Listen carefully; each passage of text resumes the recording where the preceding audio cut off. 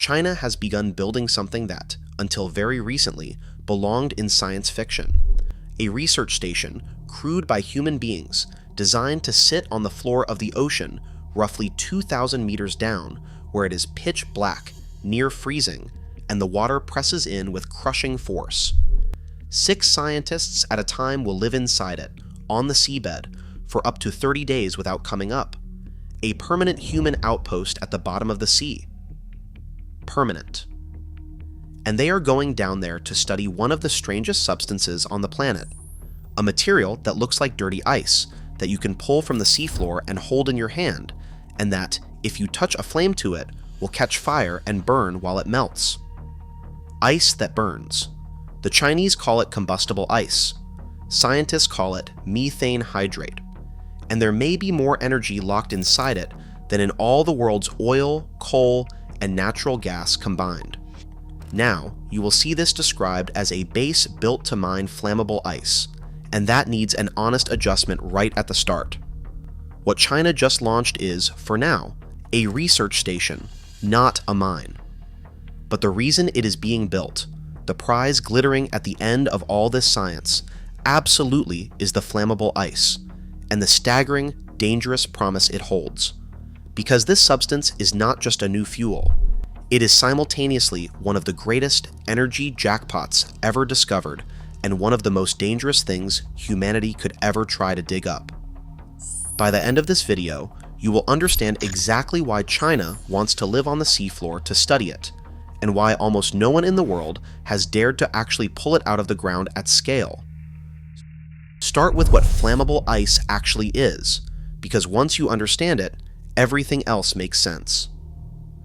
Deep under the ocean, in the cold and the dark, and under enormous pressure, something remarkable happens to methane gas. The water molecules around it freeze into tiny cages, and those cages trap the methane inside, locking a flammable gas inside a solid lattice of ice. The result is a substance that looks like ordinary ice, but is densely packed with fuel. And the numbers are almost hard to believe. A single cubic meter of this stuff, when you release it, expands into roughly 160 cubic meters of natural gas. It is fuel, compressed by nature into a frozen brick on the ocean floor. And it is everywhere. These hydrates form along the edges of continents in deep water all around the world, in such vast quantities that by many scientific estimates, the methane trapped in them holds more carbon than every other fossil fuel on Earth put together. An energy source bigger than all the others combined, sitting unused at the bottom of the sea. So why is the world not already burning it? Why are we drilling ever deeper for oil and fracking shale when a fuel supply this enormous is just lying on the seabed? That question is the heart of this entire story, and the answer is the twist that makes flammable ice so fascinating. The answer is that the very thing that makes it a jackpot is the same thing that makes it a bomb. Methane hydrate only exists in a narrow window of cold and pressure. Down on the deep sea floor, it is stable, frozen, patient. But disturb it, warm it, or drop the pressure, and the cages fall apart, and all that trapped methane wants to escape violently, expanding more than 100-fold into gas. Get the extraction wrong, and you do not just lose your gas. You risk a sudden release that can destabilize the seabed itself, potentially triggering underwater landslides that could damage equipment or worse, and there is a far bigger fear hanging over all of it.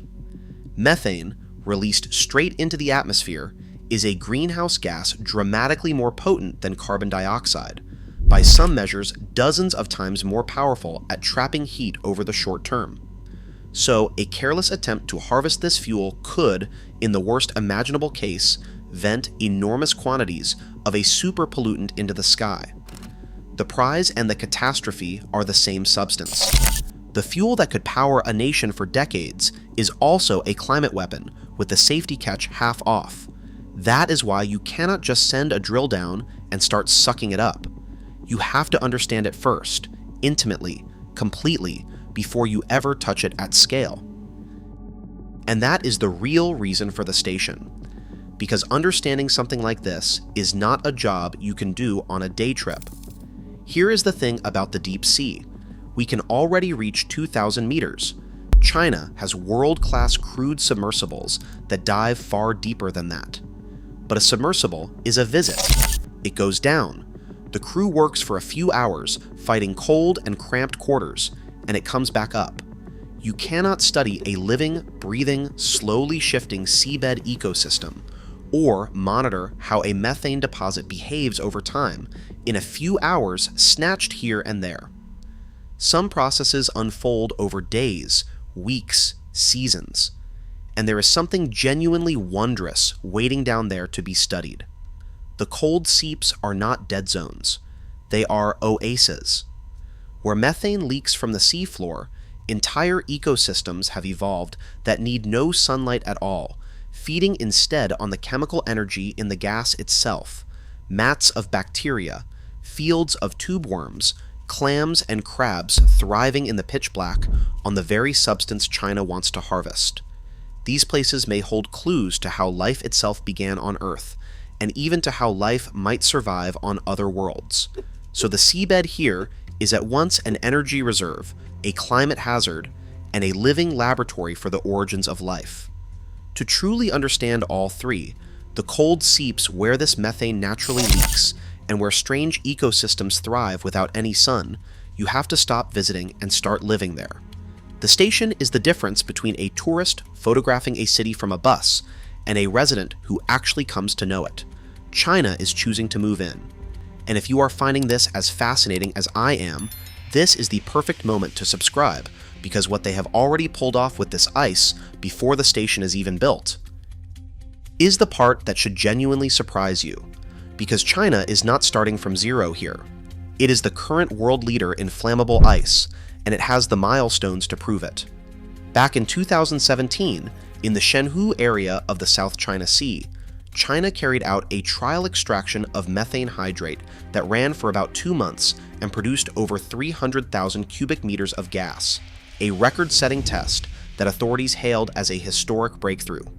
They did it again in 2020, with improved methods and higher daily output.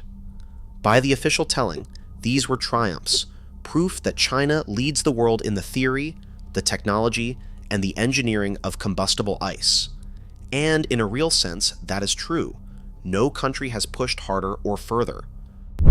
But now the honest counterweight, because this is where the hype has to meet reality. Pulling gas out for a 2-month test is a very different thing from running a profitable mine for 20 years, and on that harder challenge, nobody on Earth has succeeded. Not China, not Japan, which has poured hundreds of millions into its own hydrate program, not the United States, Canada, Russia, India, or South Korea, all of whom have chased this same dream. Every one of them can extract some gas in a trial. None of them has cracked the problem of doing it steadily, safely, and cheaply enough to compete with ordinary natural gas. The deposits are tricky. The wells clog with sand. The flow rates fade. The economics, so far, simply do not work. China has talked about reaching commercial production around 2030, but that target has the same quality as so many flammable ice predictions before it. Always close, never quite here. So when you hear that China is about to power itself on ice from the sea, hold on to this. It has proven it can take a sip. Nobody has yet proven they can drink. And layered on top of the engineering problem is a question China and the world will eventually have to answer out loud. Should we be doing this at all? On one hand, natural gas burns far cleaner than coal, and China still runs heavily on coal. So swapping in methane from hydrates could, in theory, cut the soot and carbon choking its cities. On the other hand, this is, at the end of the day, the discovery of a vast new reserve of fossil fuel, at the exact moment in history when the world is supposed to be moving away from fossil fuels. And if even a small fraction of that methane leaks during extraction, the climate math can flip from benefit to disaster. Flammable ice forces, a genuinely hard question. Is unlocking the biggest fossil fuel deposit on the planet a path to cleaner energy, or the last thing a warming world should be reaching for? Reasonable people land on opposite sides, and the honest answer is that we do not yet know. So what is the real achievement in this announcement, underneath the science fiction images of a base on the seabed? It is not the station alone, it is the stack. Step back and look at what China is assembling. It already has the deep diving submersibles that can reach the bottom. It has already run the record-setting extraction trials. It is now building the permanent crewed presence to study the seafloor over time. And the station itself will force breakthroughs in everything around it. In pressure-resistant titanium hulls, in life support borrowed from spaceflight and from mining, in the ability to dock and open hatches at 2,000 meters, a depth where such operations were impossible before. No other country has tried to put all of those pieces together into one continuous capability. This is the same pattern that keeps appearing across Chinese industry. The headline is one dramatic facility. The real story is a complete, methodical, full-stack ability to operate in an environment almost no one else can reach, built patiently, one piece at a time, toward a prize that may not pay off for decades. China is not betting on this one station. It is building the entire toolkit to own the deep sea and choosing to be the country that is already living down there, watching and learning, on the day the ice finally gives up its fuel. So picture it, a few years from now, 2,000 meters beneath the South China Sea in permanent darkness, a small lit station rests on the seabed, and inside it, 6 scientists go about their day, surrounded by crushing water, watching ghostly ecosystems feed on leaking gas, and studying frozen fuel that could either light a nation or scorch the sky. They are not there to plant a flag. They are there to answer the most important question about flammable ice, the one that has stopped everyone else. Not can we burn it. We know we can. But can we ever take it without setting off the very danger that makes it so valuable? The ice has been waiting at the bottom of the sea for millions of years. China has decided to move in next door and find out.